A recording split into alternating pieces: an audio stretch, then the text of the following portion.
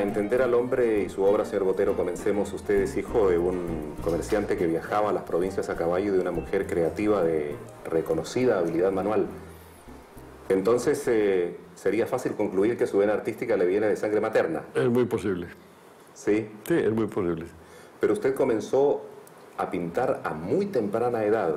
Es decir, que si vamos a hablar de vocación precoz, este es un ejemplo Pues completo. sí, debo decir que a los 15 o 16 años tenía una gran pasión por la pintura. A los 18 años abandoné la escuela y me dediqué completamente a pintar. Y la primera exposición individual la hice en 1951 en Bogotá. Y bueno, tenía 19 años. Es decir, realmente es muy joven para empezar una carrera artística. ¿Sí? Yo sé que no hay un momento determinado, ¿verdad?, en el cual uno se decide por alguna cosa en la vida, que generalmente son procesos un poquito más complejos que la simplicidad con que a veces presentamos las cosas en los medios de comunicación. Sí, sí. Pero ¿cómo se dio el surgimiento de esta vocación temprana en usted? Bueno, absurdamente fue a través de los toros. En realidad yo era muy aficionado a la corrida y iba con mis tíos a ver todos los domingos a la plaza todos los grandes matadores que se presentaban ahí. Y me la pasaba en la escuela dibujando toros y toreros. Y un día hice una naturaleza muerta. Ese día en realidad hice arte por el arte. Y ese día me volví un artista, ¿verdad? Porque cuando uno trata de hacer una cosa que no tiene como objetivo ilustrar una afición, sino el deseo de crear belleza, pues ese día se vuelve un artista. Un pésimo artista seguramente, pero ese día uno se vuelve un artista. Yo aquí voy a hacer una pregunta aclaratoria, porque dice usted con razón que tiene desde muy temprana edad también una gran afición por los toros.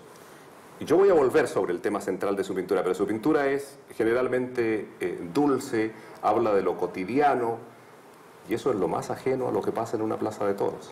Bueno, sí, efectivamente, sí. No, la verdad es que, bueno, dulce, yo no diría que es el término perfecto para definir mi trabajo, pero digamos que yo creo que el arte debe producir placer, no debe fastidiar ni crear, desagradar, porque todo el arte del pasado fue creado con la idea de la belleza, con la idea del placer. Y eso es una cosa que no se practica mucho en el arte contemporáneo.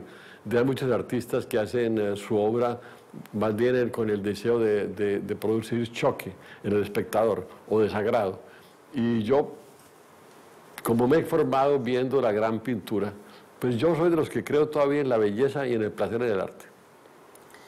La búsqueda de un estilo propio es una aventura en la que muchos han perdido incluso la vida sin poder hallarlo.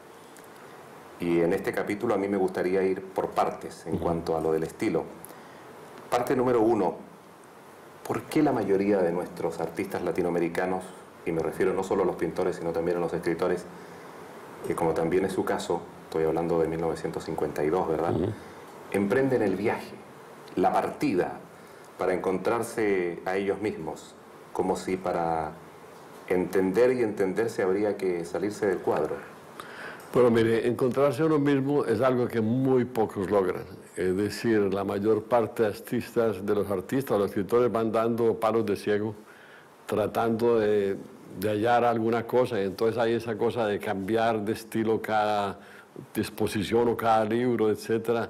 En el fondo, y predican de que el arte se debe de cambiar de actitud y de manera de hacerlo, pero no, en el fondo es que no han encontrado nada.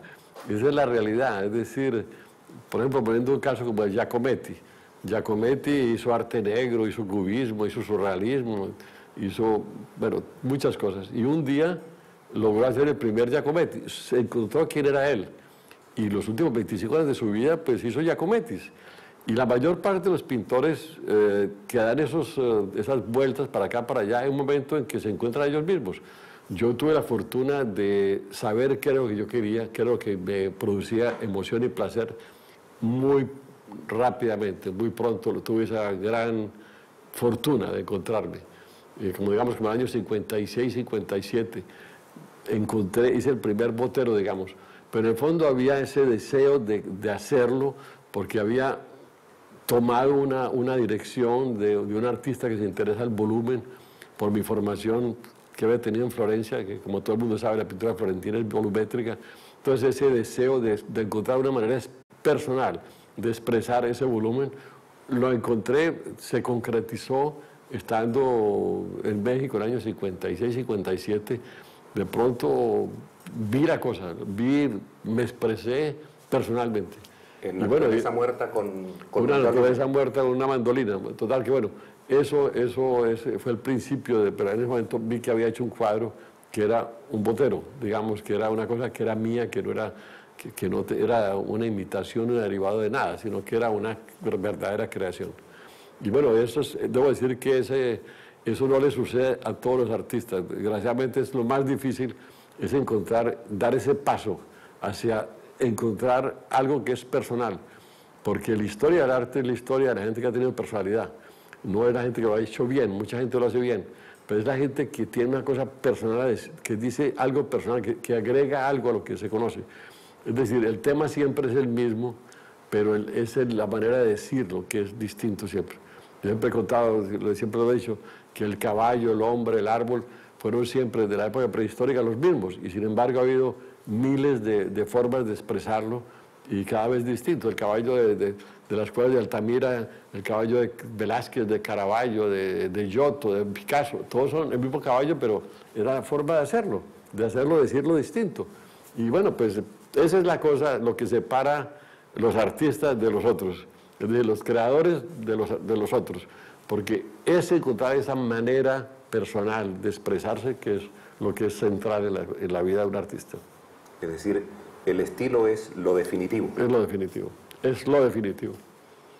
Pero sigamos con esto del viaje, porque este viaje que usted emprende por Barcelona, por París, luego por Florencia, no es un viaje de vacaciones ni de hartazgo, es un viaje también con poco dinero.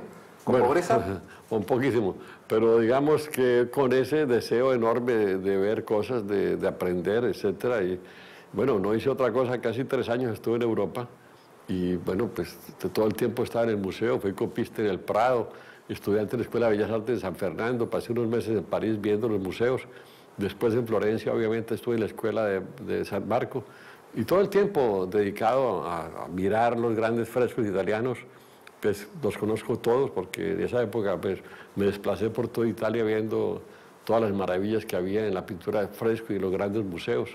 Y bueno, y toda la vida sigo yendo, soy un gran amante de los grandes museos y de la gran pintura, sigue siendo mi gran pasión. Señor Botero, a propósito de esto de los volúmenes, yo sé que usted ha dicho que desde siempre ha tenido una intuición por ello, que después está la influencia, ¿verdad?, del aspecto volumétrico florentino en la forma. Pero la gente siempre intenta buscar una explicación definitiva del porqué de las cosas. Y mi pregunta es la siguiente: ¿usted no cree que es buscar el imposible, que siempre el arte, el gran arte, debe tener algo de ambiguo, algo de misterioso? Es decir, yo creo que si supiéramos...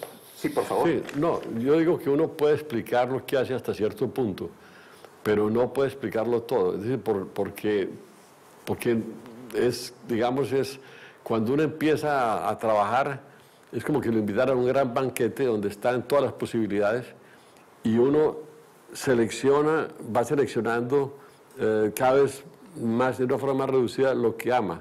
Y eso es lo que le permite a un artista encontrarse. Es decir, yo hubiera podido, había tantas cosas, había el arte moderno de Francia en ese momento que yo estuve. Yo estaba, bueno, ya empezar, haber hecho la selección de irme a Italia y no a París fue ya definitiva. Y después, apasionarme por la pintura florentina también fue importantísimo. Hubiera podido interesarme a cualquier otra cosa, a la escuela de, no sé, de Siena o a la pintura moderna italiana, no sé, cualquier cosa. Y no, al contrario, fui inclinándome hacia una serie de artistas que me emocionaban profundamente, como Masaccio, Giotto, etcétera, Piero da Francesca, todos esos artistas. Entonces uno sabe, a través de eso que uno ama más, sabe qué es lo que uno quisiera decir. Pero claro, de ese deseo a que ya se concretice en una expresión que uno sabe que está nutrido por todos esos deseos o esas admiraciones que uno tiene, pero que dan un paso adelante, digamos, obviamente paso adelante en la obra de cada uno. en el sentido de que uno encuentra una forma personal de expresarse. ¿Y hay un destino en esto? ¿Usted cree en eso? ¿Un destino? Bueno, yo diría que hay una gran fortuna de lograrlo, pero sí, uno, digamos, es como ganarse la lotería, porque como le digo, hay muy pocos que tienen esa fortuna.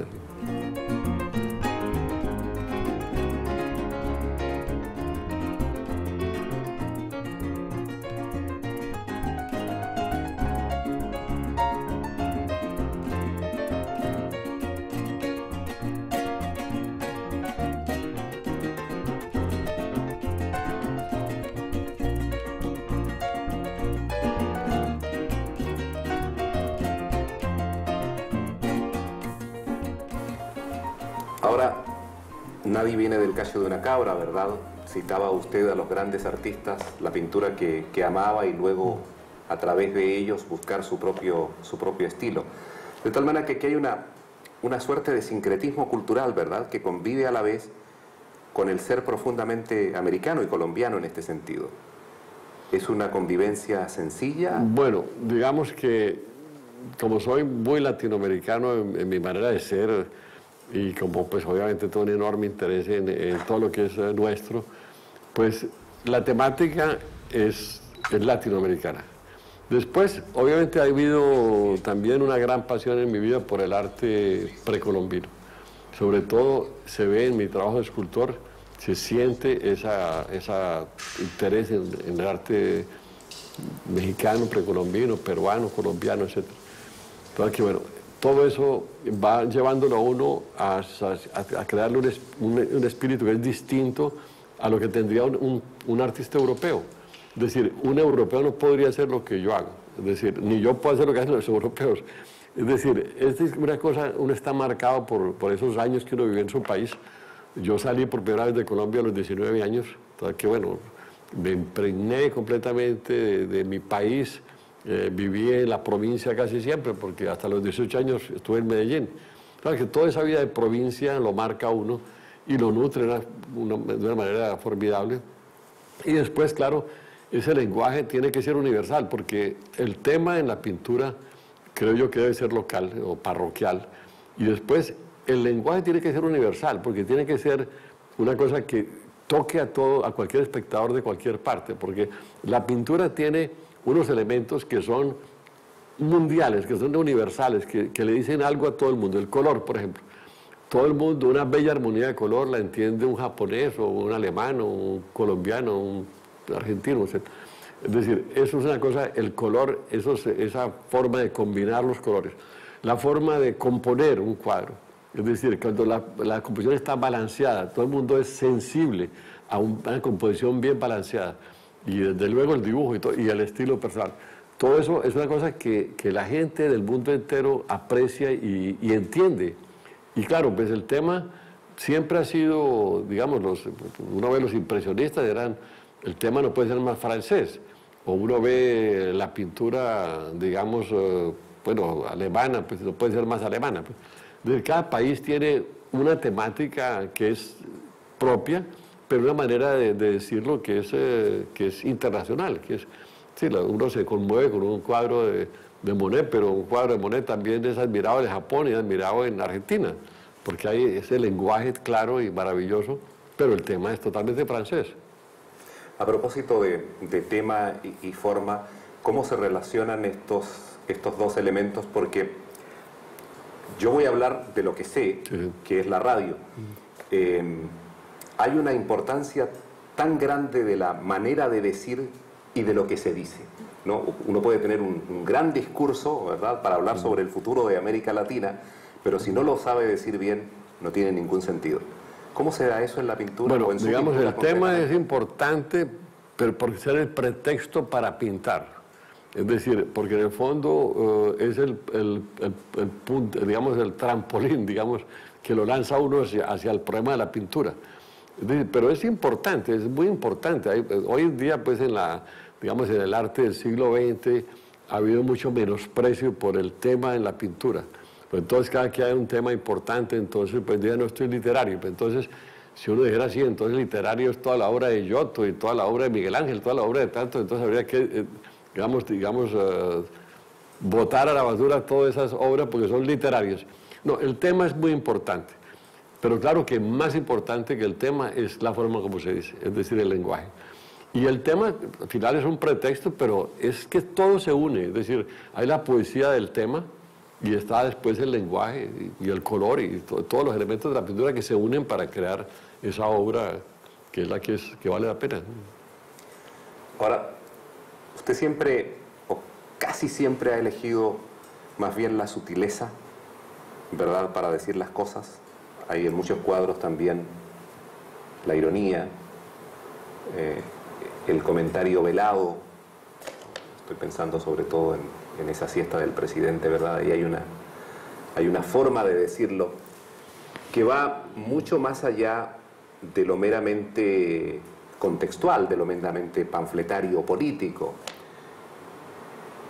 Siempre para que una obra perdure debe tener este elemento poético. Cuando uno está creando un tema para la pintura, si hay esas situaciones que son improbables, pero no imposibles, hay una poesía en ese tipo de situaciones. Hay una poesía. Entonces, claro, pues eso, un pintor, si además tiene la poesía en su manera de crear el tema, pues es una virtud más.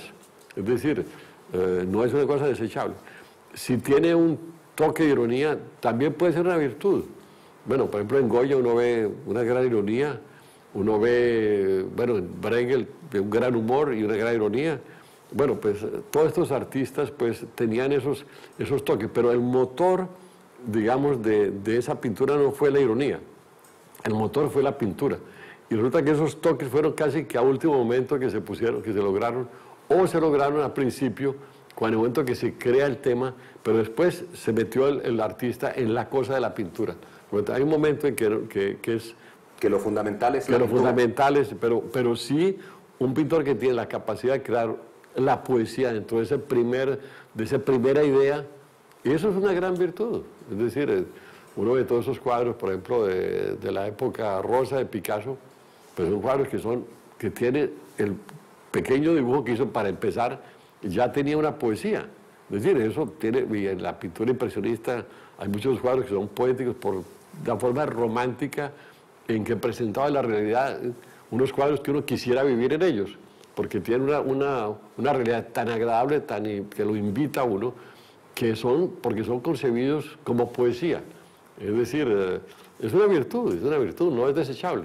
Claro, en la pintura, digamos, última, pues ha habido un gran desprecio por todo lo que sea poesía, ternura, pero es que no se pueden desechar las cosas así nomás. Porque, por ejemplo, el cuadro más tierno que existe son las Meninas de Velázquez. Entonces si la ternura es un vicio, entonces las Meninas de Velázquez es un pésimo cuadro. Y las Meninas de Velázquez es un cuadro de una gran ternura y de una gran belleza y tal vez uno de los 3 cuadros más importantes de la historia del arte. Total, que bueno, ese tipo de cosas, se ha hablado demasiado rápido, o se ha intelectualizado demasiado rápido, o se ha creado demasiadas ideas estúpidas en el arte últimamente, que han llevado a la situación en que estamos, que se hace un arte que se puede llamar, decirlo en inglés, trash art, porque es pura basura, digamos. En realidad, por la capacidad, la confusión total que existe hoy en día sobre los problemas de la pintura. Es decir, se necesita hay que hacer de nuevo una reflexión sobre lo que es la pintura, que son los elementos, qué es lo que hace una obra maestra, qué es lo que hace que una cosa sea pintura, etcétera. Hoy en día, por ejemplo, quieren reemplazar la pintura con el video. Es como que si quisiera uno reemplazar la pintura con la música. La música, las artes plásticas son las artes plásticas y el video tiene más que ver con el cine o la televisión que con la pintura y la escultura. Las artes plásticas son una cosa aparte y hay gente que dice, no, ya la pintura está muerta, eso de pintar con pinceles y colores, eso ya está muerto. Y ahora es el video, ahora, ridículo. Entonces, ridiculeces, pero bueno. ¿Qué hacemos? Pues estamos viviendo una época de gran confusión en ese sentido. ¿Sí? Yo quisiera insistir en este punto porque me parece fundamental. Decía usted en su respuesta, yo creo que hay que replantearse lo de la pintura, volver a reflexionar. Pero ¿no le parece que deberíamos replantearnos todo? Porque le voy a citar un ejemplo. Hoy hay gente que habla de que estamos ya ni siquiera en una sociedad de la información o de las nuevas tecnologías, sino en una sociedad de la vivencia. Es decir, que lo que interesa es el momento, el impacto, la emoción del segundo. Entonces todo debe que estar orientado a eso. Y en eso cae también... Bueno, tiene razón. Es decir, hay que replantearse todo desde el principio, pero la verdad es que hay una gran confusión sobre el objetivo de la vida, sobre el objetivo del arte. Bueno, son cosas que de verdad se necesitaría un momento de reflexión muy serio. Estamos porque, en una crisis. Sí, hay una confusión enorme. El hombre no sabe en el fondo qué es lo que quiere ni para dónde va. Y bueno, no le digo, en el arte hay una confusión total.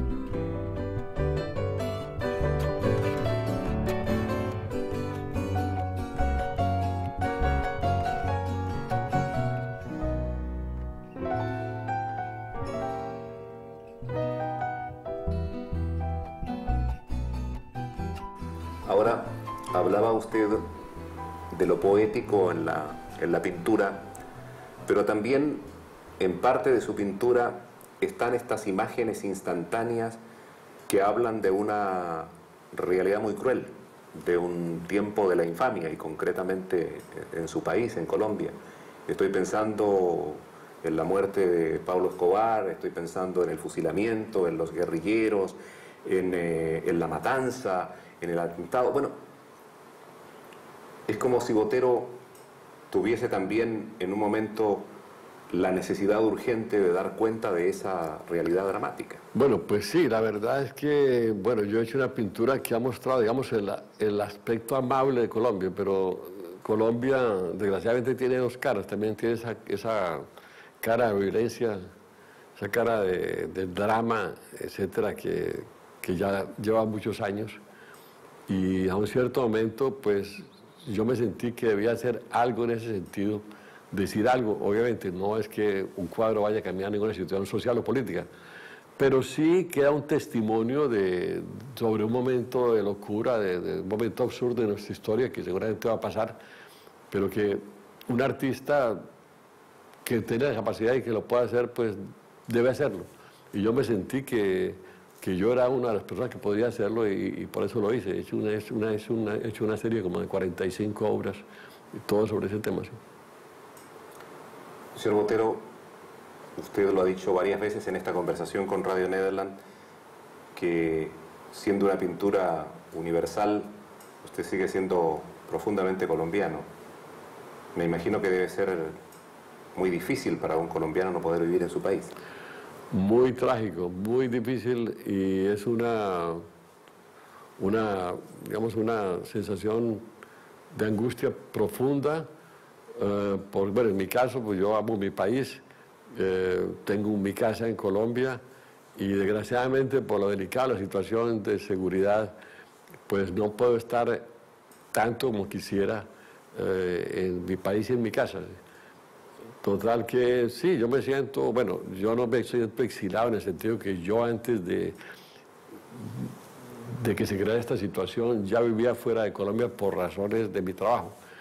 Pero sí me gustaría, sobre todo ahora pues a mi edad, poder disfrutar más de mi país, porque tengo ese recuerdo extraordinario de la gente, de los paisajes maravillosos de Colombia, de la maravilla de este país, porque es un país maravilloso.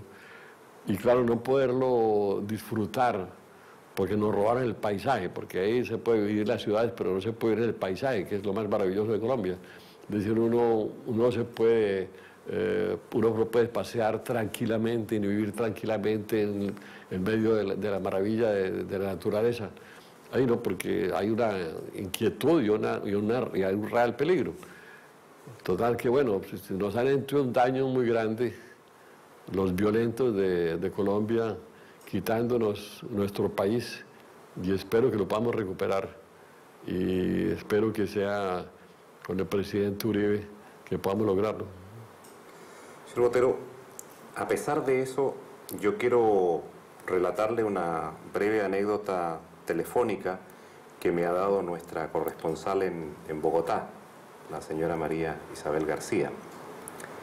Y hace unos días, conversando por ella por teléfono y contándole que íbamos a tener esta conversación con usted aquí en Pietrasanta, en Italia, dice que ya no se acuerda si fue 1 o 2 meses atrás, dice que lo encontró usted en la calle, en el estrecho andén oriental de la carrera quinta entre las calles 10 y 11 del barrio viejo de la Candelaria.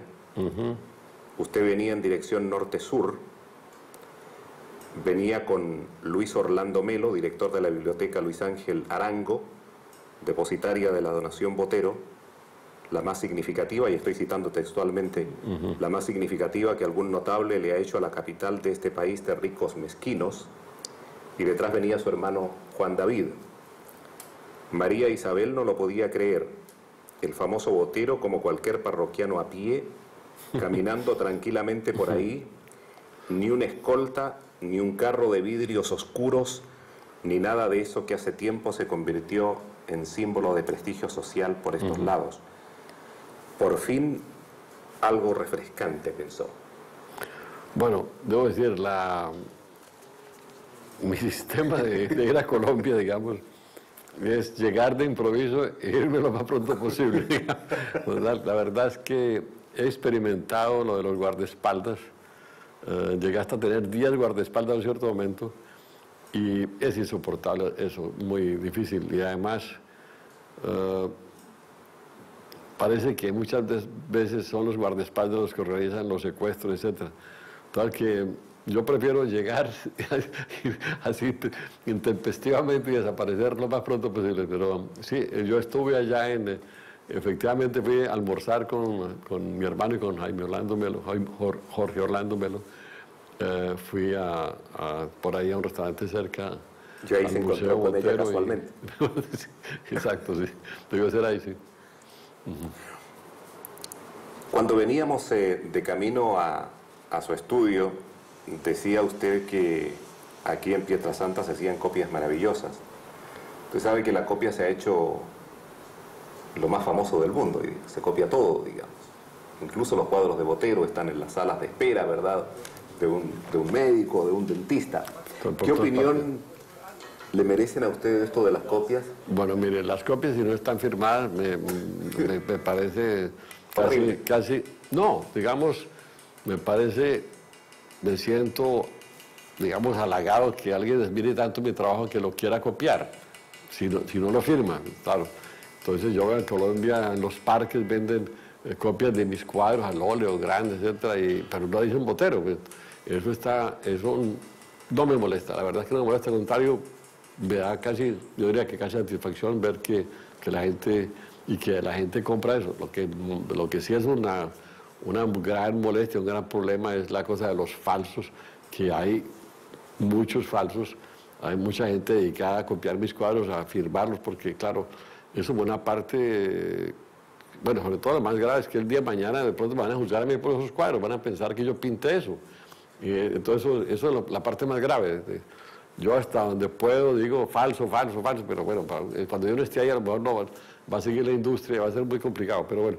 Entonces, yo soy el pintor más copiado del mundo, es impresionante. Ha habido, bueno, tengo fotos de talleres de hace 4 años en Tailandia, bueno, en todos lados, impresionante. En la India, en los sitios más absurdos. Total, que bueno. Pero bueno, esas no son firmadas. Después hay otros lugares clandestinos que sí... llevan firma. Que envían firma. Y entonces, claro, cada momento recibo fotos de cuadros falsos. Sí. A propósito de la actualidad, ¿y qué le parecen estas mega manifestaciones de la pintura, por ejemplo, ¿no? Estas exposiciones con cuadras y cuadras de gente esperando para poder entrar. Pero yo se lo pregunto por una razón muy específica. Y es si es posible separar nítidamente lo que es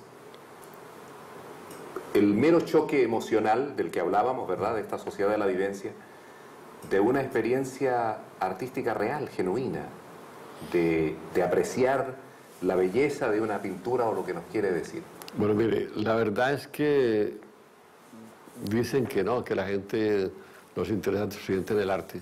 No es cierto, porque cuando hay una gran exposición, como usted dice, uno ve colas de cuadras y cuadras para entrar. Entonces uno ve, yo he visto en París y en Nueva York, que tienen que reservar con 2 o 3 veces para tener un tiquete para entrar a ver la exposición. Entonces el gran arte emociona. Lo que pasa es que la gente, con el arte que se hace hoy en día, pues uno no puede culparlos de que no se interesen, porque es un arte tan ridículo, tan absurdamente malo, que claro, pues la gente dice, no, que hoy en día ya la gente no va a las galerías, que ya no compra arte, que no sé qué. Pues no, no es cierto.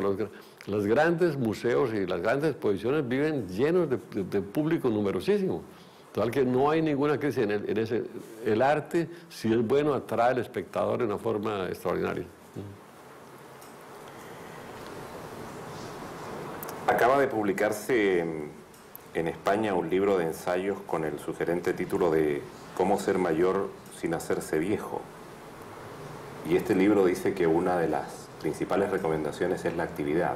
No solo la actividad física, ¿verdad?, que está tan de moda, sino sobre todo la actividad mental. ¿Es cierto? Bueno, pues mire, yo tengo una profesión en la cual nadie se retira, nadie aquí me llaman a tomar la pensión, en italiano dicen la pensione. Bueno, en todo caso, pues eso de retirarse a vivir de una... Jubilarse. Exacto, jubilarse, exacto. En la pintura nadie se jubila, afortunadamente. Uno se muere con el pincel en la mano, es decir, uno ve todos los grandes pintores del siglo XX. Picasso estuvo pintando hasta las 2 de la mañana, se fue a lavarse los dientes, se cayó muerto ahí, pero prácticamente acaba de soltar el pincel. Pues. Y Chagall a los 96 años pintaba, Matisse a los 83, 84, enfermísimo, pintaba. Todos los pintores han trabajado hasta el último momento, porque es una pasión tan grande, un placer tan infinito el arte, ejercer el arte y la creación, que nadie lo quiere dejar. Es decir, ni los pintores que no tienen éxito siempre también tienen esa pasión, porque, bueno, una cosa es el éxito, una cosa es encontrar un estilo personal, pero, digamos, ya el hecho de dedicar su vida al arte es una cosa formidable, y la gente que lo hace, aunque no se encuentra a sí mismo, pintan toda la vida. Claro que los que se encuentran a sí mismos tienen más pasión todavía, pero digamos que es una cosa, es un vicio o una pasión tan extraordinaria, un placer tan infinito el arte, que, bueno, y yo creo que eso tal vez lo mantiene uno vivo también. Una vez leí en el New York Times un artículo en que decían, que analizaban por qué los pintores eran longevos, y decían que era tal el deseo de pintar todos los días que no se querían morir, es decir, y entonces seguían vivos larguísimos, vivían mucho más que los demás. Sí, ¿verdad? La pintura... Para seguir pintando el mundo que existe deseo y el que viene. de que aparezca rápido para empezar a pintar de nuevo, que bueno, ese deseo de pero trabajo... ¿eso lo tiene usted también? ¿Eso no, de que despierte, yo lo tengo. despertar cuanto antes para empezar a pintar? Pues bueno, pues sí, la verdad es que yo sábados, domingos, yo nunca tomo vacaciones, yo trabajo todos los días, donde voy yo trabajo.